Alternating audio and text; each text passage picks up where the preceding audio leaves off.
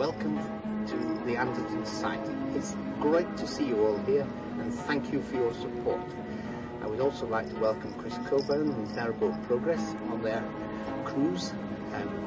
Particularly welcome to see you here, and also our guest of honour, Raymond Baxter. Thank you for coming, sir.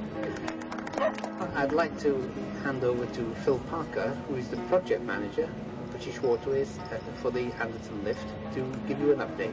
Thank you. The position that we're in at the moment is we're talking to HLF, which is the Heritage Lottery Fund, about the finer details of the bid, but the feedback we're getting from them is extremely positive. They certainly do want to support the restoration of this lift. They think it's extremely important. We've had an interesting meeting with them, and they've indicated from us that English Heritage, who are one of the main players in this, have given the restoration as it stands back to the 1875 version, i.e. hydraulics, with the 1908 version wrapped around it, their blessing.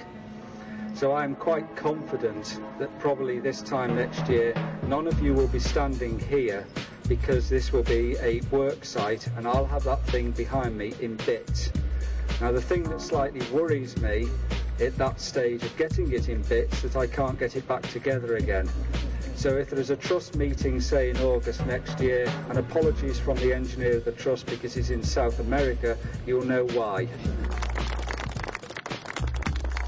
Ladies and gentlemen, I have little doubt that many of you may wonder what the hell I'm doing here.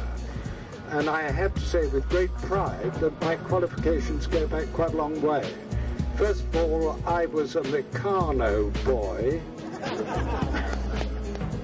Secondly, my family and I started to enjoy the delights of the inland waterways in about 53 or 4, when we acquired a wonderful little thing called an amphibious caravan. It was amphibious, literally. It went very well on the water, not terribly quickly. We thought about crossing the channel in her, but didn't quite get around to that. And I got pinched for towing it at 70 miles an hour. So I think you could say it truly was amphibious. And we turned up at one of the very early Inland Waterways Association rallies at Little Venice in London.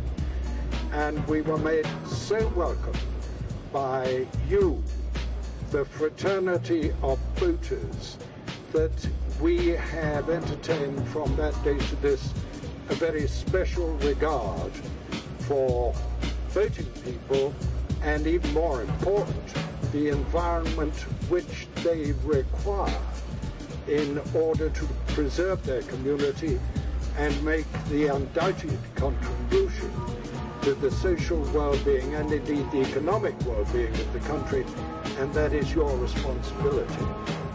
Turning to the Anderton Lift project, I'm bound to say I'm lost with admiration for what you have done already.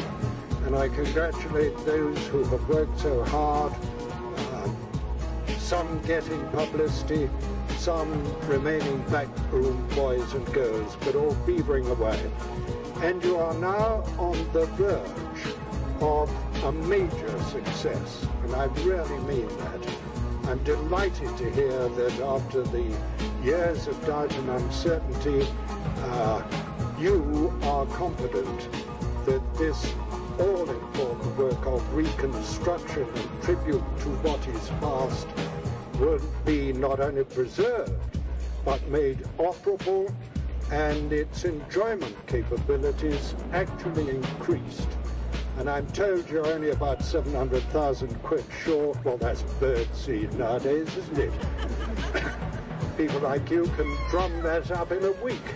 So remember the message which the Secretary of State is giving out. Thou shalt not preserve thy heritage. And we won't have that, will we?